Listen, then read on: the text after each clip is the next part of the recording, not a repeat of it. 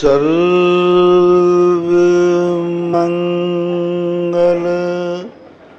मांगल्यम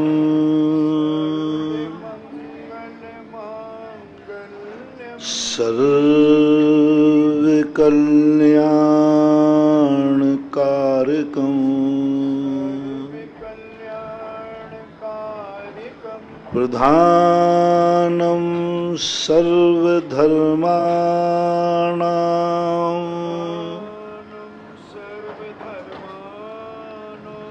जैनं जयतु शासनम् जैनं जयतु शासनम् जैनं जयतु शासनम्।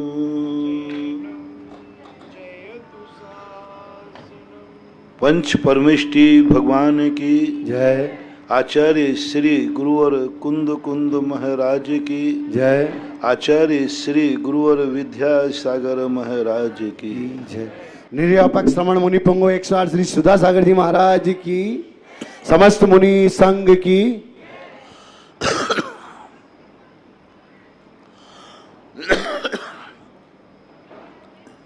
व्यक्ति अपना जितना जितना व्यक्ति सीमित होता जाएगा उतना उतना व्यक्ति स्वार्थी होता जाता है। कई लोग कहते हैं कि हमें दुनिया से क्या लेना देना, जो हमारा है हमारे काम का है हम उतना ही जानते हैं। इनका ज्ञान कभी बढ़ेगा नहीं। इनका जो क्षयोपशम है वो भी नहीं बढ़ेगा और छायक सम्यक दर्शन छायक केवल ज्ञान तो होगा ही नहीं। जिसकी ऐसी जो इच्छा है, जो व्यक्ति छद्मस्त अवस्था में रह करके भी सारी दुनिया के प्रत्येक पदार्थ को जान लेता है, तब केवल ज्ञान होगा। तब केवल ज्ञान। प्रत्येक पदार्थ के एक भी परमाणु नहीं बचे, एक भी स्वरूप वस्तु नहीं बचे, एक भी द्रव्य गुण पर्याय न बचे। सबको जानना है और जो सबको जान लेता है वही अपनी आत्मा को जान पाएगा। अब अपन छद्मस्त लोग हैं, अपने ज्ञान का विषय तो असर्व पर्याय है, हम सबको जान ही नहीं सकते। उधर शर्त लगा दी कुंद कुंद भगवान ने कि जो सबको जानेगा, जो जो पदार्थ जानने योग्य हैं वे सब जानो। कोर्स में जो अच्छे नंबर लाना चाहता है वो जितना कोर्स है वो पूरा पढ़े, पूरा याद करे और जितने पेपर हैं वो सारे पेपर देवे। यदि कोई व्यक्ति मात्र पास होना चाहता है तो 2 प्रश्न कर देवे, वो कुंजी से पढ़ लेता है, गैस पेपर से पढ़ लेता है। जो गैस पेपर से पढ़ते हैं वे कभी डिवीजन नहीं बना पाते। जो मास्टर से गुरुजी से ये पूछते हैं कि सर ये बताओ वेरी वेरी आईएमपी क्वेश्चन कौन से हैं, मैं उन्हीं को पढ़ लूँगा, ये व्यक्ति कभी भी डिवीजन नहीं बना पाते। डिवीजन वो व्यक्ति बनाते हैं जिनको कहते हैं जितना कोर्स है मैं पूरा पढ़ूंगा, पूरा याद करूंगा, मेरे कोर्स में जो कुछ भी है सब वेरी वेरी आईएमपी है। हमारे लिए क्या सब पूरा कोर्स है तो पूरा याद करूंगा। ऐसे व्यक्ति टॉपर होते हैं, गोल्ड मेडल लिस्टेड होते हैं और ये व्यक्ति बहुत ऊंचाइयां छूते हैं क्योंकि उसने सब कुछ पढ़ा। जनरल नॉलेज की चीज थी, सारे पेपरों में डिक्टेंशन। और आप लोग क्या करते हो, किसी एक आध पेपर में तो अच्छे नंबर लाते हो, दूसरे में फेल हो जाते हो। संसार में यही कर रहे हो। आज की पढ़ाई ऐसी हो रही है, किसी एक लाइन पे चला देते हैं, बाकी सबसे मूर्ख हो गए। आज की जितनी पढ़ाई है, पहले की जो पढ़ाई थी बड़ी व्यापक थी, सारे विषय पढ़ाए जाते थे, सब विषय। आज सब विषय नहीं पढ़ाए जाते। एक लाइन दी जाती कि आप इंजीनियर लाइन में गए हैं तो इंजीनियर ही पढ़िए। अब यदि आप कभी बीमार हो गए तो आपको कोई दवाई नहीं आती, आपको कुछ भी करना नहीं आता, और इंजीनियर की नौकरी नहीं मिली तो फिर सेल्फ पास खरीदिए, क्योंकि दूसरी लाइन तुमने पढ़ी नहीं है। मरो। डॉक्टरी पढ़ी है तो अब डॉक्टर नहीं बन पाए तो कुछ नहीं, तुम कुछ नहीं कर सकते। पहले के लोग, ऋषभदेव ने कहा था, नहीं तुम पूरी कलाएं सीखना, भली जिंदगी में एक कला का उपयोग करना, लेकिन सीखना जरूर। यदि उस कला में वह धंधा बैठ गया, वह नौकरी नहीं लगी, तो कम से कम किसी दूसरे कार्य से रोजी रोटी तो कमा लोगे। आज संसारी व्यक्ति भी इतना ही कर रहा है, इतना सीमित होता जा रहा है, उसे दुनिया से मतलब नहीं, पड़ोसी से भी उसे कोई लेना देना नहीं, उसे अपने परिवार से मतलब। अब तो इतना स्वार्थी हो गया व्यक्ति कि परिवार से नहीं, परिवार से भी कोई मतलब नहीं है, उसे अपने स्वयं से मतलब है। और इतना स्वार्थी हो गया है अब कि उसे अपने से भी मतलब नहीं है, इंद्रियों की लंपटता से मतलब है। ये गुटखा खाने वाले, शराब पीने वाले कितने निर्मोही हैं, कितने निर्मोही हैं। इनको कोई चिंता नहीं कि मुझे कैंसर हो जाएगा, मैं मर जाऊंगा। आह, इतना निर्मोही तो अभी मैं ही नहीं हूं। हाँ, मैं तो नहीं मरना चाहता भाई, देखो गड़बड़ मत करना। मैं तो जिंदा रहना चाहता हूँ, कीमती आदमी हूँ, मूल्यवान हूँ। मेरा तो एक क्षण, वो मरने की चिंता करें जिनके जीवन दुखमय बीते हैं। मेरा तो प्रति दिन आनंदमय निकल रहा है, मैं क्यों मरूं? मैं तो जीना चाहूंगा। वृत्ति, त्यागी वृत्ति धर्मात्मा का सबसे बड़ा लक्षण है, वो कभी मरना नहीं चाहता, जिंदगी से कभी बोर नहीं होता। तुम्हें सम्यक दर्शन हुआ है कि नहीं हुआ? तुम्हारे अंदर धर्म अवतरित हुआ है कि नहीं हुआ? कैसे पकड़े?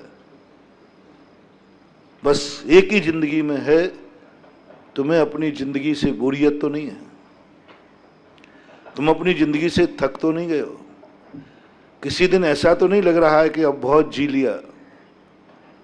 यदि ऐसा भाव आ जाए, समझ लेना तुम्हें ना सम्यक दर्शन है ना धर्म है। और धर्म किसी का नाम नहीं महानुभाव, आनंद का नाम है। तुमने जो नियम लिया है, तुम जो मंदिर आए हो, तुमने जो शांति धारा की है, तुमने जो माला फेरी है, तुमने जो रात्रि भोजन त्याग, कुछ भी त्याग किया, कैसा लग रहा है? फंस तो नहीं गए? हाँ, कई लोगों को फील होता है महाराज के चक्कर में पड़ गए, रात्रि भोजन त्याग दिया और आज ही देखो कितने आइटम बने, अब मैं क्या करूं। वो महाराज को कोसते हैं। कई लोग गुरु को कोसते हैं त्याग करते समय, मैं महाराज के चक्कर में फंस गया और देखो मैंने नियम ले लिया। अब महाराज के चक्कर में फंस गया, मैंने अभिषेक का नियम ले लिया, पूजा का नियम ले लिया, ले तो लिया अब, लेकिन क्या करें, महाराज से परेशान है। महाराज कुछ समझते करते तो है नहीं हमारी समझ से, कोसते हैं कई लोग। जो हमें कोसते हैं, मैं तो नियम वापस ले लेता हूं, भैया नियम वापस देता, कोस मत, मैंने तो अच्छे के लिए किया, तू उपकार मानेगा? तो कोस रहा। यदि जिंदगी में तुम्हें एक बार भी ऐसा महसूस हो कि मैंने मंदिर जाने का नियम, अभिषेक करने का नियम ले तो लिया, लेकिन क्या करें, खत्म।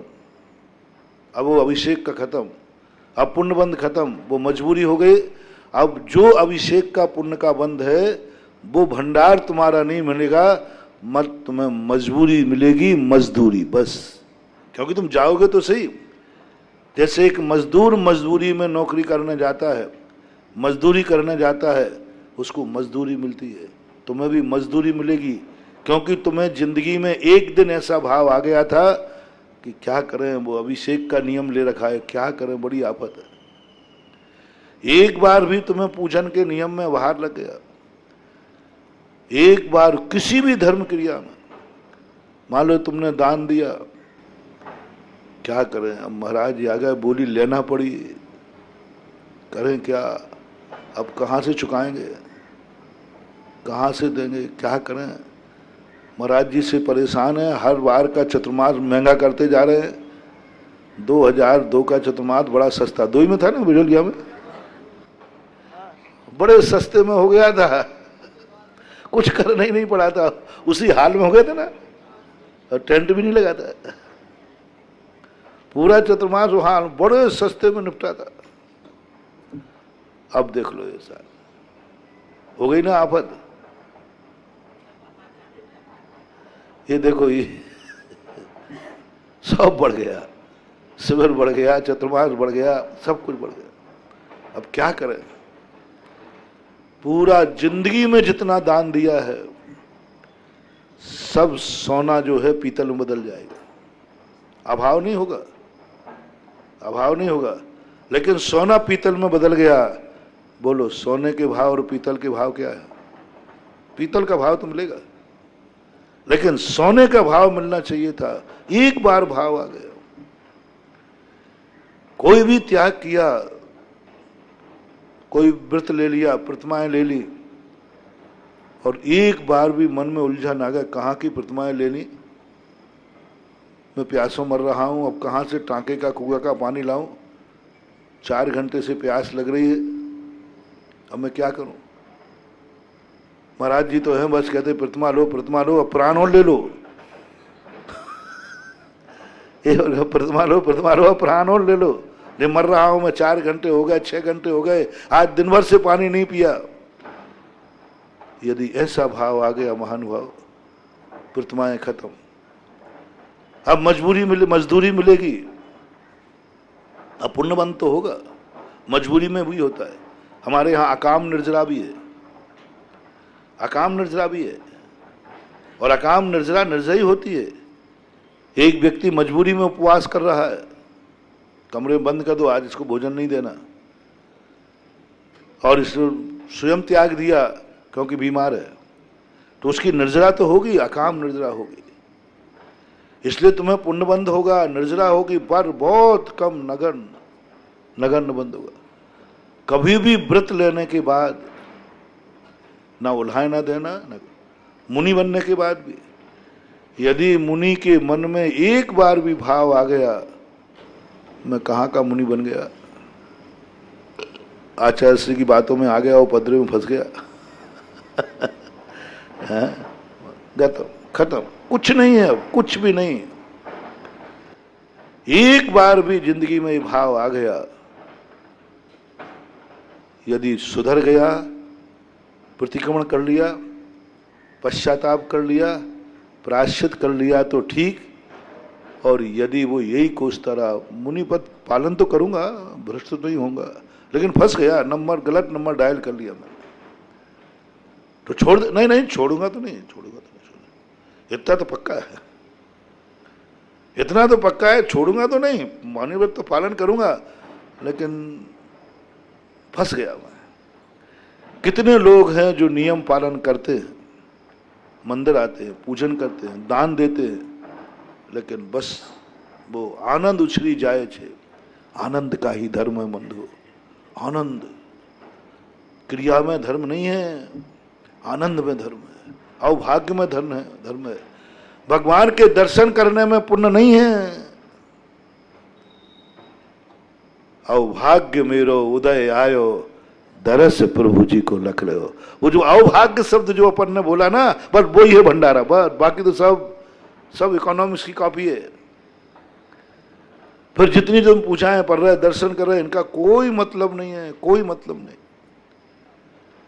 जो अवभाग्य मेरो उदय आयो, जो एक आनंद आया, ओह मैंने कितने पुण्य किए, मेरे भाग्य कितने हैं कि आज मैं भगवान का दर्शन कर रहा हूं, अभिषेक कर रहा हूं, शांति धारा कर रहा हूं, ओहो मैंने कितने भाग्य किए कि मैं एक महाराज का 2-2 चतुर्मास देख रहा हूं, मैं जिंदा हूं। अभाग्य है। चतुर्मास में तो 100 करा लेना तो कोई फर्क नहीं पड़ना, 100 करा लो तो कोई फर्क नहीं पड़ने वाला। अभाग्य, आनंद कैसा लग रहा है। अभाग्य, मैंने 2 चतुर्मास देख लिए, ना जाने कितने लोग ऐसे चले गए इस दुनिया में, इस बिजोलिया में, कहो जिन्होंने कोई चतुर्मास भी नहीं देखे हो, तुम्हारे बाप दादे पीछे के। हम कितने भाग्यशाली हैं कि मैं चतुर्मास, बस ये जो आनंद है ये है भंडारा। इससे भरेगा भंडार, इससे फलेगा ये चतुर्मास। 4 महीने कैसे किसको मांगलिक होगा, 4 महीने किसके भंडार भरेंगे, जिसके अंदर ऐसा प्रतिदिन, नहीं मैं सब काम छोड़ दूंगा, प्रवचन सुनने जाऊंगा। मैं कहां मिलेंगे। अभाग्य, मेरे भाग्य हैं। संसार तो प्रवचन सुनने में आनंद नहीं है। प्रवचन सुनना कोई ड्यूटी नहीं है, कोई नौकरी पे नहीं आए हो कि ड्यूटी पे जाना ही पड़ेगा। हाँ, कई लोग हो सकते हैं ऐसे आते हो, भैया चलो प्रवचन को, नहीं जाओगे तो अभी महाराज हैं सुधा सागर, अभी आफत कर देंगे, अभी महाराज जी चिल्लाएंगे और सारा दुनिया सुनेगा। हाँ, इसलिए तो नहीं चले आए कि मैं गुस्सा होता आऊंगा। बंधु मत आओ, मैं कितनी गुस्सा होता रहा हूं, मेरे गुस्सा की मत सुनना, बिल्कुल बेशरम बन जाओ। अब चलना ही पड़ेगा, अपन लोग नहीं जाएंगे तो फिर चतुर्मास में क्या होगा। नहीं, इन प्रवचनों से कोई फर्क नहीं पड़ेगा। इससे अच्छा तो है कि जितने मजदूर हैं ना, उनको मजदूरी दिला दो तो ये पंडाल भर जाएगा। एक लेबर के कितने 60-70 रुपया होते ना, 50 रुपये में आ जाएंगे। भी तो जो प्रवचन सुनने आएगा उसको 50 रुपया मिलेगा। और तुमने कमरे तोड़ करके कचरा फेंका बाहर, उसी को तोड़ने के लिए सैकड़ों लोग आ गए, घन मार रहे, तोड़ रहे, और क्या कमा पाएंगे, थोड़ा सा कमाएंगे। और प्रवचन में 50 रुपया रख दो, सुनाने की फीस नहीं, सुनने का दिया जाएगा। आप तो अपने घर बैठो, 50 रुपये में कोई व्यक्ति तुम्हारे महाराज का प्रवचन सुन जाता है,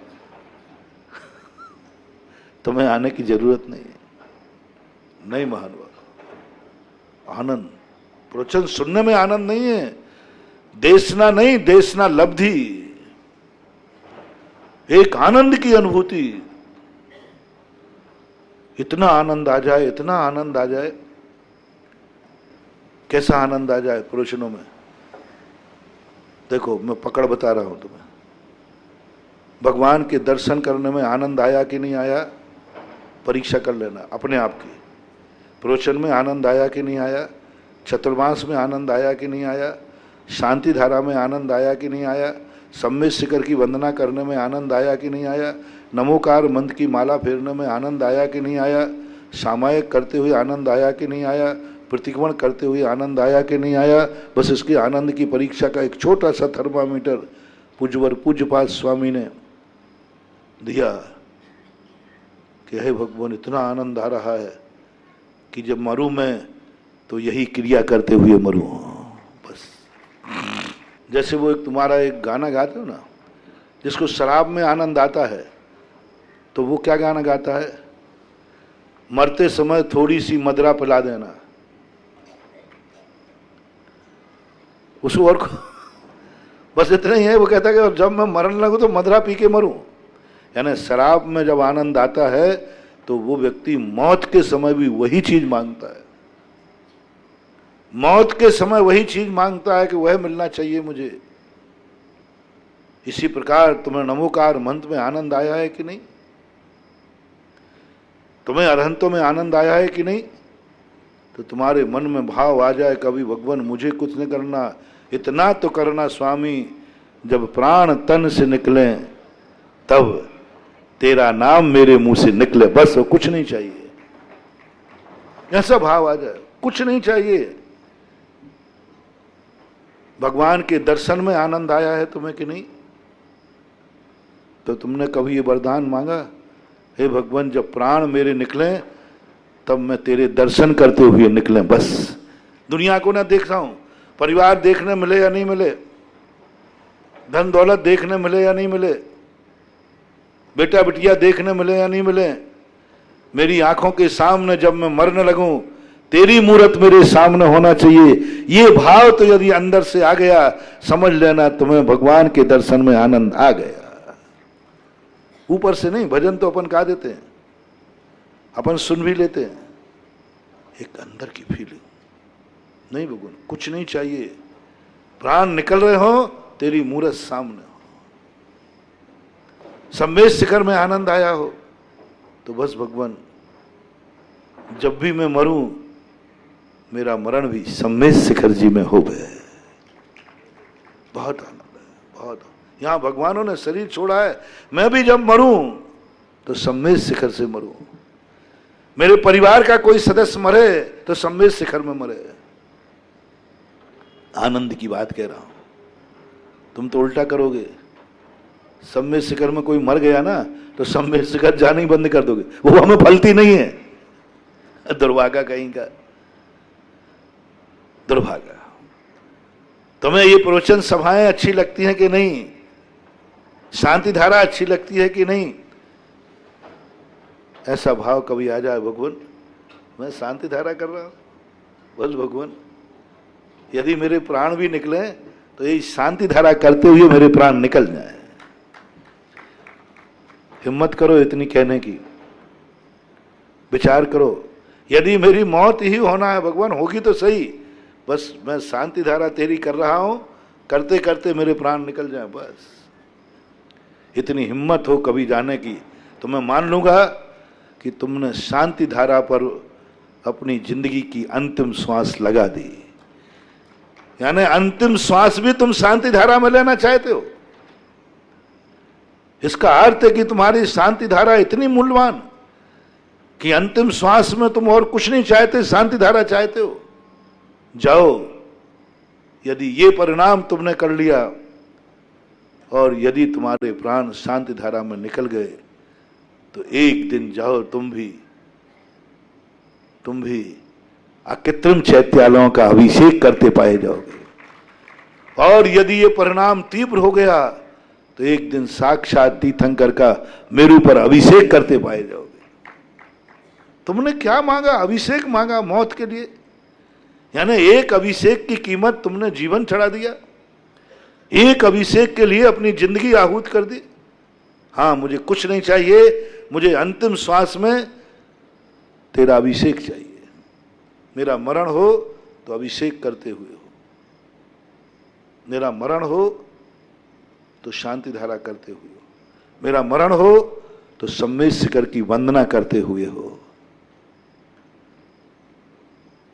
मैंने एक बार कहा था कहीं, भगवान से हिम्मत करो, भगवान यदि मेरी एक्सीडेंट से मौत लिखी हो, यदि लगा दिया, चिंता नहीं करना, नहीं तो तुम कहो महाराज जी आप, मैं बहुत होश संभाल के बोलता हूं, नहीं तो आप कहो महाराज जी आप बहुत अशुभ बोलते हो। मैंने यदि लगाया है, यदि मेरी मौत एक्सीडेंट से हो तो भगवान जब मैं शिखर जी की वंदना को जा रहा हूं वहां हो। एक्सीडेंट को तो तुम टाल नहीं पाओगे। यदि अपनी मौत एक्सीडेंट से लिखी है तो बोलो ना, होगी होगी, चिंता चौथे काल में भी हुई, कोई नहीं टाल सकता, कोई नहीं टाल सकता, वो होनी है तो होगी। बस इतनी सील लगा दो तुम, मौत तो होना है, मरोगे तो सही तुम, उसको तो भगवान भी नहीं टाल पाएंगे। एक अधिकार अपने पास है, मौत तो पक्की है, होगी, लिखी है तो बस एक अपन ट्रांसफर करा सकते हैं। सम्यक दृष्टि क्या करता है? सम्यक दृष्टि कहता है मौत तो है तो होगी भगवान, मरूंगा तो सही, लिखा हुआ है। बस एक बात की भावना है, बस किसी बारात में जाते समय ना हो, किसी पाप कार्य में जाते समय नहीं हो, किसी माइंस पे जाते समय ना हो, संसार के पाप करते समय ना हो। बस यदि एक्सीडेंट से मौत होना हो तो जब मैं गुरु का दर्शन करने जा रहा हूं तब हो गए, मैं तीर्थ क्षेत्र की वंदना करते जा रहा हूं तब हो गए। बस इतना ट्रांसफर अपने हाथ में है। मौत बचाना अपने हाथ में नहीं, वो तो लिखा गया। इतना बचा सकते हैं, कितना बचा लिया, कितना बचा लिया, कल्पना तो करो। मेंढक ने यही तो कहा था, यही तो सोचा था। उसने भी सोचा होगा इस भीड़ में मर जाएंगे। संगी पंचेंद्री है, मुझे तो दिखता है कि बहुत समझदार है, जिसे भगवान समझ में आ गए। जो पाखुड़ी लेके जा रहा है वो क्या ये नहीं समझ पाएगा इस भीड़ में मैं कुचल जाऊंगा? बड़े बड़े राजा महाराजा जा रहे, गाड़ियां रथ जा रहे हैं, सब जा रहे। मेंढकों ने भी कहा होगा मत जा रहे, मर जाएगा वहां भीड़ में। उसने कहा यहां कौन से सुरक्षित हूं, यहां कोई जंगली हाथी आ जाएगा वो कुचल देगा, जंगली हाथी आ जाएगा वो ही कुचल देगा। तुम कौन से सुरक्षित हो जंगल में रहने वाले मेंढको? यदि अब मुझे कुचल के ही मरना है तो जंगली हाथी के पैर से क्यों मरूं, यहां जंगल में क्यों मरूं? भगवान के दर्शन को जाते समय मरूंगा। और वहां मरा। देखो लोग कहते महाराज जी ऐसा क्यों हो गया, वो तो अच्छे कार्य के लिए जा रहा था, सम्मेद शिखर की वंदना करने जा रहा था और मेरा वो फलाना चला गया। महाराज जी देखो, आप साधुओं के दर्शन करने जा रहा था और एक्सीडेंट हो गया, वो चला गया। बोले महाराज जी अच्छी बात तो नहीं है, धर्म में और आप में इतना चमत्कार तो होना चाहिए, कम से कम आपके दर्शन कर जो आवे उनकी गाड़ी पंचर तो ना होवे, इतना तो आपको थोड़ा बहुत ध्यान तो रखना चाहिए महाराज। और किसी के मत रखना, लेकिन जो आपके दर्शन करने आवे उसका तो थोड़ा ध्यान रखा करो, एक आध माला फेर लिया करो यहाँ बैठे बैठे, गाड़ी पंचर नहीं हो, एक्सीडेंट नहीं हो। अरे कुछ नहीं होगा भैया, कम से कम जो सम्मेद शिखर की वंदना करने जावे उसका कुछ नहीं बिगड़े। अन्यथा महाराज सुन लो कान खोल करके, यदि ऐसी दुर्घटनाएं होती रहीं तो फिर कोई दर्शन करने नहीं आएगा, आपकी बदनामी होगी। हम लोग तो आपकी बदनामी, महाराज जी का दर्शन करने गए थे तो मर गए, आपको बदनाम करूंगा हम तो। देख लो भैया इतने, और तुम कहते हो महाराज चमत्कारी अतिशयकारी और क्या क्या तुम लोग सब कहते हो। हमारा परिवार का व्यक्ति उन्हीं के दर्शन करने जा रहा था, मर गया। सही बोलना, तुम्हारा विश्वास घटेगा कि बढ़ेगा? घटेगा। बस समझ लेना आपको गुरु दर्शन का आनंद नहीं आया। आप गुरु मानते हैं, मान रहे हैं, लेकिन आपका सिद्धांत घट गया, विश्वास घट गया। सम्मेद शिखर से घट जाएगा, मंदिर सबसे घट जाता है, विश्वास घट जाएगा। आप जाना चाहते होगे, हर साल जाते होगे तो गैप कर दोगे। दिवाली के दिन कोई मर जाए, दिवाली बंद, गई का दिवाली। तरसते हैं दिवाली के दिन को मरने को, सम्यक दृष्टि तरसते हैं कि हे भगवान मरना तो मेरा किसी ना किसी दिन है, मेरा मरण उस दिन हो जिस दिन भगवान महावीर का निर्माण हो। ठीक इधर दीपक जल रहे हों, इधर भगवान की हम पूजा कर रहे हो, ठीक दिवाली के दिया जल रहे हो और ठीक पूजा चल रही हो, उसी पूजा करते करते मेरे प्राण निकल जाएं। किस दिन मैं तो ये चाहता हूं मेरे भक्त और मैं खुद बिल्कुल ठीक दिवाली के समय मरूं, जिस समय निर्माण चल रहा। तुम क्या करोगे? दिवाली बंद। दिवाली महाराज हमें फलती नहीं है, क्या बात हो गई? बोले दिवाली के दिन हमारे दद्दाजी मर गए थे, अब वो दिवाली गई, सैकड़ों सालों के लिए गई, पीढ़ी दर पीढ़ी के लिए गई। बहुत अनर्थ हो गया महानुभाव, बहुत बड़ा पाप हो गया, बहुत बड़ा पाप हो गया। नहीं, दिवाली के दिन कोई मर जाए, नाचो, मिठाइयां बांटो, मरना तो सबको है, लेकिन मेरा परिवार वो महावीर का ओरिजिनल परिवार है कि मौत भी आई तो दिवाली के दिन आई जिस समय दिया जल रहे थे। हम भगवान महावीर की पूजा कर रहे थे। डबल दिवाली मनाओ, आनंद से मनाओ, सम्मेद शिखर में कोई मर जाए डबल, अब तो प्रतिदिन जाऊंगा, सम्मेद शिखर मुझे फल गया। बोले कैसे फल गया? मेरे दादाजी सम्मेद शिखर में ही मरण को प्राप्त हो गए। अब सम्मेद शिखर मत छोड़ देना बंधु, अब तो जरूर जाना, हमारे परिवार को सम्मेद शिखर फलती है। और कह के आना, हे दादाजी बस अब आज के बाद आपके परिवार का कोई भी व्यक्ति मरे तो सम्मेद शिखर जी में मरे, बस ये परिणाम कर लो, ये परिणाम करो। तुम कहो कि हम एक्सीडेंट से बचा लेंगे भगवान, अरे साक्षात भगवान अपने भक्त को नहीं बचा पाए। हम तो कहाँ लगते, हम तो बहुत छोटे हैं, साधु हैं। तीर्थंकर समोषण में बैठे हैं, मेढक किनके दर्शन करने जा रहा था? भगवान। और आनंद से बंधु बहुत बेका प्रमोद मत्ता कुसमे नई कैन राजगिरे, आनंद के साथ उछलता हुआ जा रहा था। और भगवान महावीर के समोषण में जा रहा था, फिर भी एक्सीडेंट हो गया, मर गया।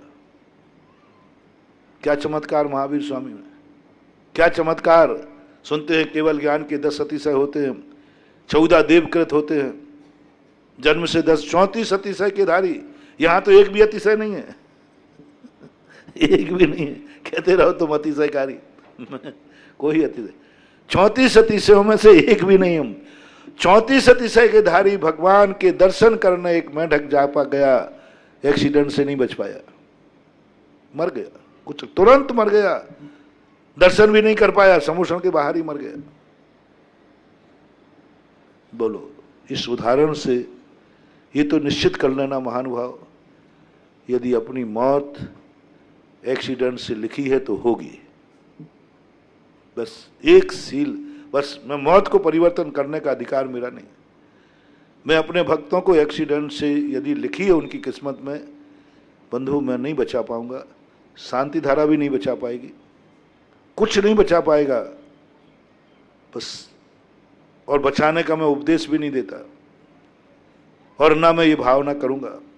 बस मैं तो इतना ही करूंगा आपसे, मेरे भक्तों से मैं खुद, कि एक्सीडेंट हो तो मंदिर जाते समय हो, गुरु के दर्शन करने जा रहा हूं, सम्मेद शिखर की यात्रा पे जा रहा हूं, उस समय हो, संसार के कार्य करने जाते समय मौत ना हो, क्योंकि मौत संसार के कार्यों में भी हो सकती है कि नहीं हो सकती, बस वहां मौत नहीं हो। ये जिस दिन तुम्हें भाव आ गया, समझ लेना आपको उसमें आनंद आ गया। चतुर्मास में आनंद आ रहा है कि नहीं, बस ये भावना भाव कि भगवान जब भी मरूं तो चतुर्मास में ही मरूं। मैं प्रमाण दे रहा हूं, चिंता मत करना। और कब मरूं? जब प्रवचन तीर्थ क्षेत्र हो, मंदिर हो, प्रवचन चल रहा हो, यदि प्रवचन में तुम्हें आनंद आ रहा है तो, गुरु के दर्शन में आनंद आ रहा है तो, गुरु मूले यति निचिते चैत्य सिद्धांत वार्य सदघोषे मम भवतु जन्म जन्म मरण समन्वित, ऐसा कुछ पूज्यपाद स्वामी ने लिखा कि हे भगवान, मुझे भगवान के दर्शन करने में इतना आनंद आ रहा है, मुझे इस मंदिर में तीर्थ क्षेत्र पे आने में इतना आनंद की अनुभूति होती है कि ऐसा लगता है भगवान मैंने कितने जन्म के पुण्य किए जो आज पारसनाथ की तपोभूमि पर मैं आ गया। ओहो, मैंने कितने जन्म के पुण्य किए। जब मैं उस शिला पे बैठता हूं, जब भी जाता हूं, आनंद भरने की भगवान, मैं इतना पुण्यात्मा तो नहीं हूं कि आपके सामने आपको देख सकूं, लेकिन आपके समोषण में बैठ सकूं, आपके केवल ज्ञान की साक्षात ध्वनि सुन सकूं, लेकिन इतना भी पापी नहीं हूं कि जिस भूमि पे आप बैठे हो उस भूमि की भी वंदना ना कर सकूं। आनंद उछलता है, एक ऐसी अनुभूति आती है कि मैंने कितना पुण्य किया होगा भगवान, मैं उस शिला पर बैठा जिस पे कभी आप बैठे थे, मैं उस स्थान पर ध्यान कर रहा हूं जहां कभी आपने ध्यान किया था। ये कोई साधारण गद्दी नहीं है। जो भूमि इतनी एनर्जिस्टी हो, इतनी एनर्जी हो कि तीर्थंकर को बैठा ले, जिस भूमि में इतनी एनर्जी हो कि तीर्थंकर को रोक ले, जिस भूमि में इतनी एनर्जी हो कि भगवान के समोषण की रचना किसी पापी भूमि पर नहीं लगता। भगवान का समोषण जिस भूमि पर लगता महानुभाव, हर भूमि मंदिर के योग्य नहीं है, हर भूमि समोषण के योग्य नहीं है।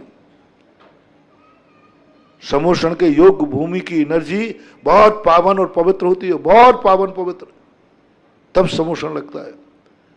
तो जो भूमि भगवान के समोषण के योग्य हो, उस पावन भूमि पर, जिस भूमि पर कभी भगवान ने सामायिक की हो, इतनी भूमि, इतनी भाग, हर स्थान पर साधु की सामायिक नहीं होती। जिस भूमि पर प्रभु ने सामायिक की, उस भूमि पर मैं ध्यान कर रहा हूं, आनंद उछलता है। जन्म जन्म का पुण्य उस समय उदय में आने की अनुभूति होती है, जिस समय उस शिला पर जाकर के मैं ध्यान करता हूं। स्पंदन होता है, रोम रोम पुलकित होता है, बहुत पुलकित होता है, बहुत पुलकित होता है। मेरा तो मन है कि मेरा मरण और समाधि हो तो उस स्थान पर हो जिस स्थान को कभी तीर्थंकरों ने छुआ हो। अब मैं अकेला बिजोलिया का नाम तो ले नहीं सकता। देखो भाई, साधु ठहरा, आगम के खिलाफ है, शास्त्रों के खिलाफ है। साधु अपने मरण का स्थान निश्चित नहीं कर सकता, अभी से नहीं कर सकता। अभी से मैं नहीं कर सकता कि मेरी समाधि वहां हो।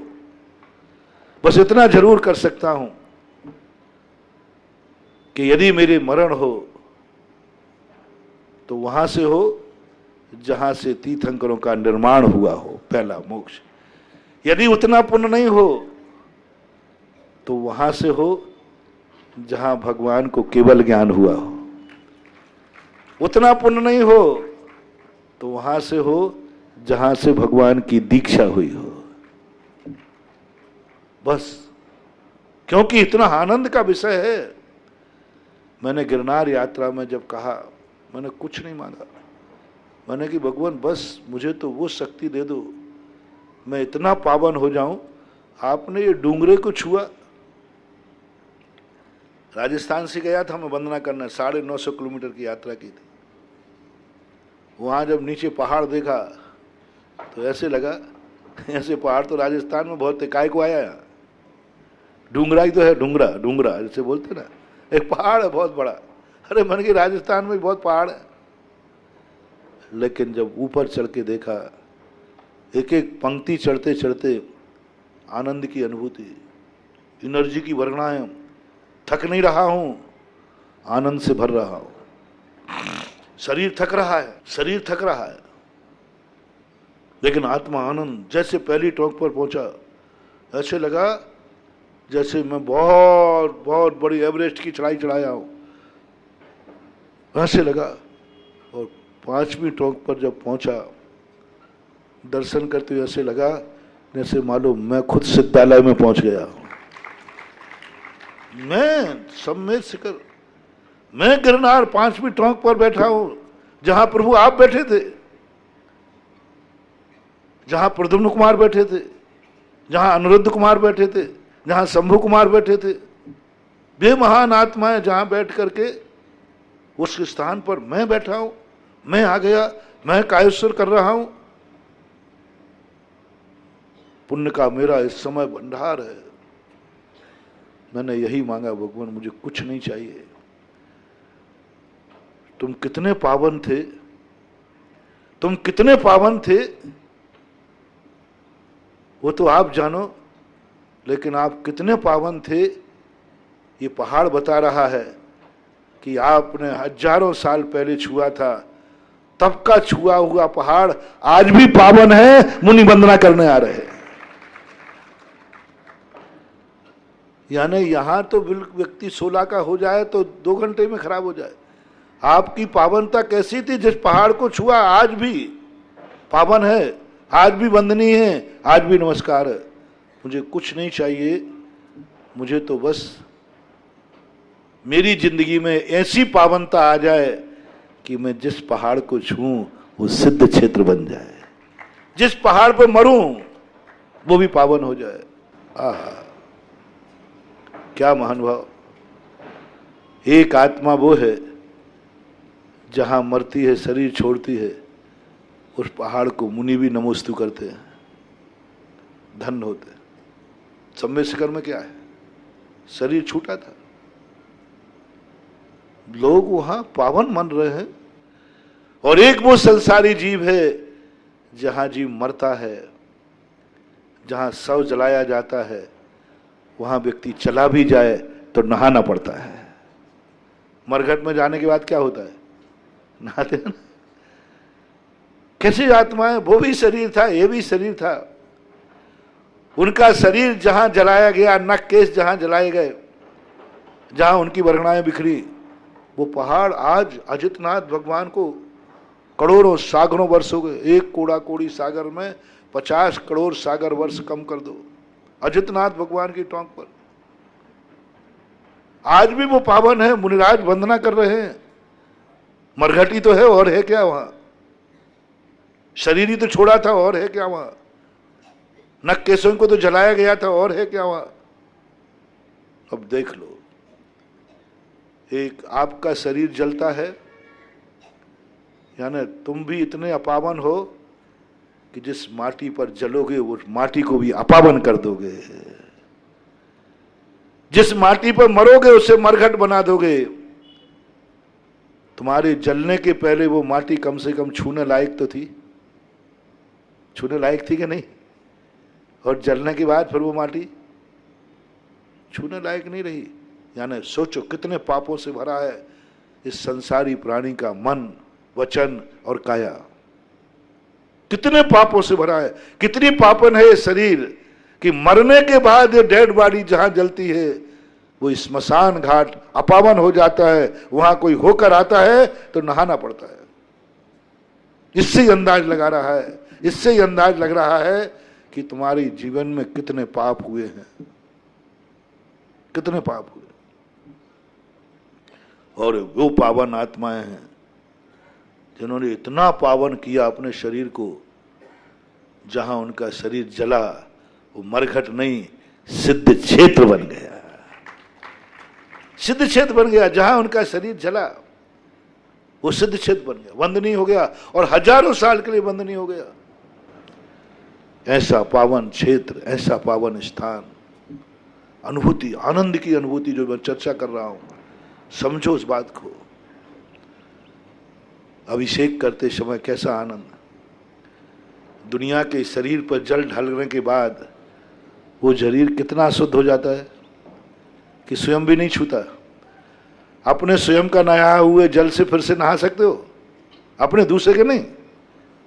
अपने ही जल नीचे रख लो और तबेला रख लो नीचे और उसी जल से फिर नहा लो, दूसरे का थोड़ी है। देह परस्ने होए अपावन, निस्दिन मल झारी। कैसा है पापी शरीर, स्वयं के शरीर का जल स्वयं को छूने लायक नहीं रहा। तुम खुद बता रहे हो, नहीं ये जल को मैं नहीं छूंगा। बोले क्यों, ये मेरे शरीर पे से। अरे तेरा ही शरीर है खुद का, खुद के शरीर का जल खुद को छूने लायक नहीं है, दूसरा तो क्या छुएगा। और कैसी है वो महान आत्माएं, कैसे हैं भगवान का शरीर। जल तुम्हारे नहाने के पहले वो जल छूने लायक था कि नहीं, नहाने के पहले, और नहाने के बाद गंदा हो गया। और एक वो शरीर भी है जो नहाने के पहले, अभिषेक के पहले जल उतना पावन नहीं था, और उनके शरीर को उस जल ने छू लिया। वो जल इतना पावन हो गया, इतना पावन हो गया कि मुनिराज ने भी अपने सिर पर धारण कर लिया। यानी वो जल मुनिराज से भी पावन हो गया, मुनिराज से भी ज्यादा पावन, आचार्य परमेष्टि से भी ज्यादा पावन, गणधर परमेष्टि से भी ज्यादा पावन। आचार्य उपाध्याय साधु कितने पावन है, कितने पावन है। इनकी पावन की कल्पना बताओ, सब तरफ से पावन। सब जो शास्त्रों में महिमा किया है, मन भी पावन, वचन भी पावन, काया भी पावन, और इससे भी ज्यादा पावन है जो भगवान के शरीर को छू करके जल आया है वो। अब देखो, शरीर सबके पास, उनके पास शरीर, अपने पास शरीर, सबके पास शरीर, लेकिन वो एक शरीर देखो गंधोदक बन गया। इतनी एनर्जी, इतनी ताकत, 700 कोड़ियों के कोड़ दूर कर दे। और तुम्हारा गंधोदक किसी को लग जाए जल तो बेचारे की फुड़िया भी फोड़ा हो जाए, और प्रभु का गंधोदक की 2 बूंद लग गई, अमर हो गए। ऐसी आनंद की अनुभूति लाओ महानुभाव। मैं क्रियाओं को महत्व नहीं देता हूं, उस क्रिया में आनंद। अभिषेक का लोटा उठते ही हो, आज दुनिया में कितने पापियों के पास हाथ हैं जो सवेरे उठ करके शराब की बोतल ले रहे होंगे, और मैं कितना पुण्यात्मा हूं, मेरे हाथ प्रभु का अभिषेक का लोटा लिए। ये आनंद, ये आनंद है। अभिषेक में जल ढालने में आनंद नहीं है, जल ढालने में आनंद नहीं है। उस समय तुम्हें अनुभूति हो जाए भगवान संसार में कितने हाथ हैं, ये इस समय प्राण ने कौन सा पाप कर रहे होंगे, और मैं आज प्रभु का अभिषेक करने के लिए मेरे हाथों में अभिषेक का लोटा है, और वो आनंद उछरे, वो है निधत्त निकाचित कर्मों को क्षय के कारण। अभिषेक नहीं, वो आनंद, वो है अपनी निधि। उसमें तुम्हें आ जाए, आज मेरे द्वारा वो जल बनेगा जो मुनिराज भी सिर पर धारण करेंगे, मुनिराज से भी पावन होगा, मुनिराज से भी पावन होगा। गृहस्थ की एक भी क्रिया ऐसी नहीं है जो मुनिराज के लिए वंदना के योग्य हो। क्रिया, मंदिर आदि छोड़ देना, क्रिया बता रहा हूं। उस क्रिया का जो अर्थ क्रिया है, फल, कोई पावन नहीं। मेरा तो कहना हमेशा है, ओ मेरे भक्तों, जिंदगी में मरने के पहले 2 में से कोई एक काम करना। या तो यदि मेरे गुरु के भक्त हो, तुमने यदि मुझे नमोस्तु किया है तो जिंदगी में मुनि बनने के बाद एक बार मेरे से नमोस्तु करवा के मरना। तुम लोगों ने नमोस्तु किया है कि नहीं हमें? हैं? इससे मैं ज्यादा खुश नहीं हूं। वो अभी कर, वो मनोज अभी भी कर रहा है, मना नमोस्तु, वो तो 100 बार कर लेगा। अभी यार, अभी मैं कहूंगा 100 बार करो तो वो 101 बार करेगा। मैं इससे खुश नहीं हूं। तुम नमोस्तु करोगे, इससे मुझे खुशी नहीं। मेरा दिमाग थोड़ा उल्टे ही, आप सबको मालूम है। सब बाबा जी खुश हो गए, बाबा तुमने मुझे नमोस्तु कर लिया, ये कर लिया, वो कर लिया। नहीं, मैं खुश नहीं, इतने मात्र से खुश नहीं हूं। नाराज भी नहीं हूं, ये भी जनता नहीं हूं। नाराज भी नहीं हूं तो खुश भी नहीं हूं। मैं उस दिन खुश होगा, अच्छा व्यक्ति तुम्हारे यहां कोई व्यवहार दे जाए, व्यवहार होता है ना तुम्हारे शादी ब्याह में, उतना खुश नहीं होता हो जितना व्यवहार लौटाते हो तब खुशी होती है। ज्ञानी व्यक्ति कर्जा लेते समय खुश नहीं होता, कर्जा चुकाते समय खुश होता है। तुम्हारे लिए ये जो है बहुत बड़ी चीज है। मैं उस दिन खुश हो जाऊंगा। तुम एक नियम लियो कि मैंने महाराज को नमोस्तु किया है, बस मेरी भावना है जिसने मुझे नमोस्तु किया है वो मुझे एक बार नमोस्तु करने का मौका दे। मरने के पहले मैं उसे नमोस्तु करना चाहता हूं, व्यवहार लौटाना चाहता हूं। बस एक बार गुरु को यदि नमोस्तु किया है तो गुरु से नमोस्तु करवा के मरना। आज का अलग ढंग का गुरु शिष्य का संबंध बता रहा हूं। गुरु को नमोस्तु किया है तो एक नियम कर लेना कि एक बार गुरु से नमोस्तु करवा लेना है। और मैं तो यही आशीर्वाद देता हूं, जो जो मुझे नमोस्तु कर रहे हैं, हे भगवान मुझे भी एक बार इसको नमोस्तु करने का मौका देना, इसकी बुद्धि कर दो ठीक। कब ऐसे ही नहीं कहना महाराज कर लो ना नमोस्तु, ऐसे थोड़ी करो। तुमने कब किया? तुमने मुझे कब किया? जब मैंने मुनि व्रत धारण किया तब किया। तुम मुनि व्रत धारण कर लो, मैं कर लूंगा। आप देख लीजिए, आप देख लीजिए, तुरंत कर लूंगा। अब बताओ, मैं इतना पुराना मुनि दीक्षित और हमारे नए महाराज आज ही दीक्षित होके आया, हम उनको नमोस्तु कर लेते। तुम एक दिन को नहीं, 1 घंटे को बन लेना और जहां भी बन जाना मैं नमोस्तु ठोक दूंगा कि नमोस्तु बाबा जी, नमोस्तु। क्या ये भावना कभी मेरी पूरी होगी?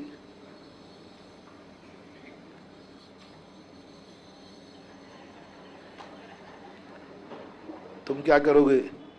ये भावना तो ये बैठा ना, यही पूरी नहीं कर पाएगा। तुमसे तो क्या उम्मीद करें, तुम्हारे पास तो अंगाड़ी पिछाड़ी बाल बच्चे पता नहीं क्या क्या दंड बंद है। ये जो ब्रह्मचारी बैठा है यही पूरी कर देवे तो लक्षण तो नहीं दिख रहे हैं, क्योंकि पीछे से ज्यादा मोह इसको हारमोनियम से है।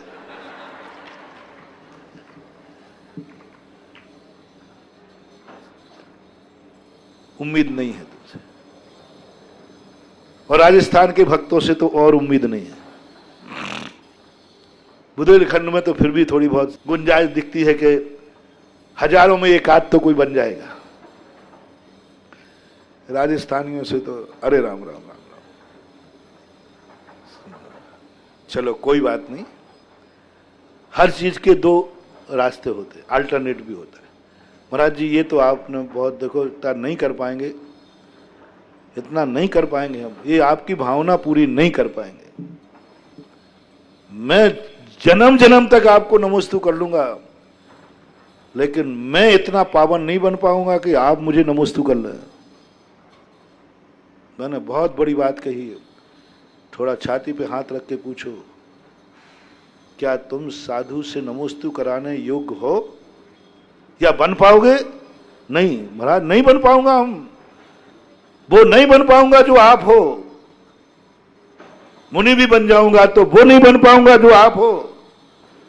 मुनि भी बन जाऊंगा, वो नहीं बन पाऊंगा जो आचार्य महाराज हैं। मुनि बन भी जाऊंगा, वो नहीं बन पाऊंगा जो कुंद कुंद स्वामी हैं। मुनि बन भी जाऊंगा, वो नहीं बन पाऊंगा जो गणधर परमिष्टि है।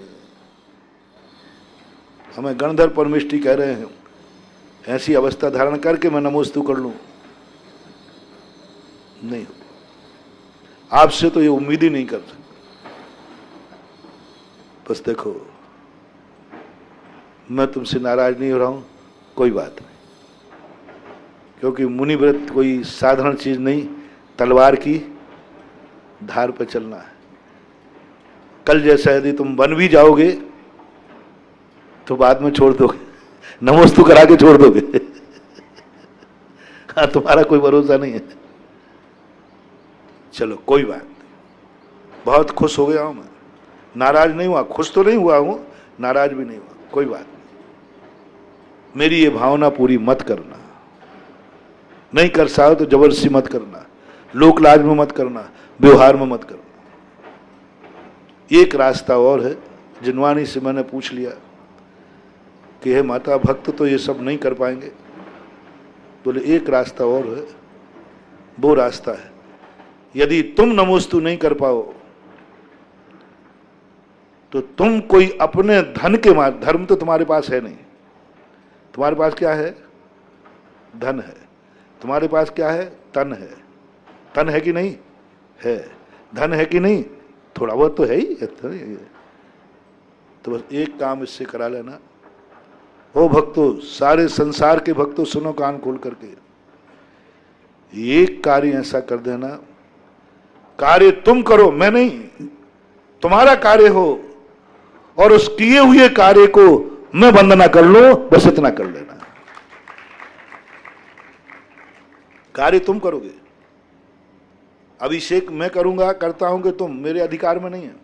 गंधोदक मैं नहीं बना सकता, आपने गंधोदक बनाया, मैंने गंधोदक की वंदना कर ली, बस हो गया, हो गया काम, हो गया, चुक गया व्यवहार। बड़े आदमी जितना अपन को भेंट में देवे, क्या व्यवहार में अपन उतना लौटा पाएंगे? नहीं, लेकिन व्यवहार लौटाना। मात गुरु को तुमने नमस्कार किया है तो एक व्यवहार लौटा देना, या तो मुनि बन के मरना या भगवान का अभिषेक करते हुए मरना, महाराज को गंधोदक बनाते हुए मरना, बस दो काम। या तो मुनि बनो या भगवान का अभिषेक करके गंधोदक बनाओ। दो में से कौन सा ठीक ठाक लग रहा है आपको? अरे वो दूसरी वाला ठीक है, हाँ चलो वो करो। तुम्हारे द्वारा की हुई क्रिया, जितनी भी तुम्हारी क्रिया है, प्रतिमा है, सामायिक है, व्रत हैं, एक भी क्रिया को मुनिराज नमस्कार नहीं करते। कुछ भी कर लेना तो मात्र एक अभिषेक की क्रिया है जिस गंधोदक को मुनिराज सिर पर धारण करते हैं। इन दो में से मेरे हर भक्त को एक कार्य करना है। महाराज तीसरो तो तीसरो है, तीये की बैठक है। फिर मुझे गुस्सा मत दिलाना, पहले ही मैं खिजियाना हुआ हूं क्योंकि पहली बात आपने नहीं मानी। हाँ, थोड़ा अंदर मन में तो आता है, गुरु हूं, गुरु तो वो है टेक टू ऑर्डर, जो कहे वो करो, लेकिन पहली बात तुमने नहीं मानी। गुस्सा हूं, पी गया हूं, वो कहते ना हम तो घूंट पी गए। लेकिन दूसरी बात में जिस भक्त ने, जिस जैनी ने ये दूसरी बात नहीं मानी, तो कान खोल के सुन लो, तेरी जिंदगी की, तेरे पुण्य की तीये की बैठक है। तीये की बैठक किसे बोलते हैं? राख, ये मनुष्य पर्याय राख। या तो मुनि बनो या अभिषेक का नियम लो, और ये नहीं कर पाए तो तुम्हारे मनुष्य पर्याय की तीये की बैठक है। तुमने मनुष्य पर्याय को खाक में मिला दिया, राख कर दिया, कुछ भी लेके नहीं जाओगे, राख मिलेगी तुम्हारी जिंदगी की। महानुभाव, मान जाओ, मान जाओ, मान जाओ, दो के अलावा तीसरा कोई रास्ता नहीं। ऐसी अनुभूति तुम्हें आ जाए, मैं वो कार्य करूंगा जिस गंधोदक को मुनिराज सिर पर धारण करेंगे। अभिषेक करते हुए ऐसा आनंद उछल जाए, वो अभिषेक 700 कोड़ियों के कोड़ दूर करने के लिए शक्ति रखता है। मात्र अकेला लोटा ढालने से नहीं, लोटा ढालने से नहीं, वो आनंद की एनर्जी भरो उसमें। भगवान की एनर्जी कम होती है, भक्त की एनर्जी ज्यादा होती है। आनंद की एनर्जी भर दे उसमें, इतनी एनर्जी भरेगे तुम्हारा रोम रोम पुलकित हो रहा है, मैं भगवान का अभिषेक कर रहा हूं। और इतना अभिषेक पावन दुनिया के शरीर पे गिरे तो गंदा बनता है, और मैं जिस शरीर पर ढाल रहा हूं वो गंधोदक बनेगा और पावन भी होगा। ऐसी फीलिंग यदि तुम्हें आ जाए, भर जाएगा वो गंधोदक एनर्जी से। ऐसी एनर्जी कि उस गंधोदक की 2 बूंदें मिल जाएंगी। तो पूज्यवर मांगनंदी महाराज ने एक श्लोक लिखा है, बिंदु रेकोपि नृणाम, एक बूंद भी गंधोदक मिल जाए ऐसा भुक्ति और मुक्ति दोनों को देने में समर्थ है। एक श्लोक है, सकल भुवन नाथ हम आदि पढ़ते ना, वो एक बूंद की कहा, एक बूंद भुक्ति और मुक्ति को देने में समर्थ है। लेकिन तुम्हारा आनंद, आनंद को शामिल कर दो उसमें। दूसरा कार्य मैं कह रहा हूं इसी के संबंधित है। या तो मुनि बन जाओ, और या फिर अपनी कमाई से कोई चीज ऐसी बनाओ जिसे मुनिराज नमोस्तु कर ले। फैसला हो रहा है, या तो तुम नमोस्तु कराओ या कोई चीज ऐसी बनाओ जिसे मुनिराज नमोस्तु करे।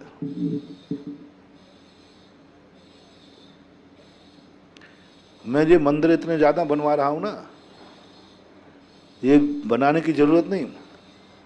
तुम लोग मुनि बनना शुरू करो, इन मंदिरों की जरूरत ही नहीं पड़ेगी, जरूरत ही नहीं। मुनियों को ना तीर्थ चाहिए। अब पारसनाथ जब यहां आए थे तो तीर्थ था कि जंगल था?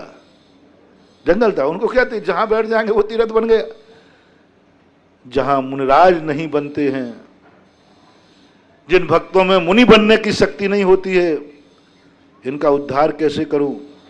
पूज्यवर पद्मनंदी महाराज पद्मनंदी पंचमी शतिका में कहते हैं, जनवाणी माँ कहती है, एक और तरीका है, कहो अपने भक्तों से कि यदि मुनि बनने के इतने योग्य नहीं बन पाए कि उनको गुरु उनका नमस्कार कर लेवे, तो जिंदगी में एक कार्य ऐसा करो, धन के बल पर, साधना के बल पर नहीं, तपस्या के बल पर नहीं, त्याग के बल पर नहीं, वो तो तुमसे होगा नहीं।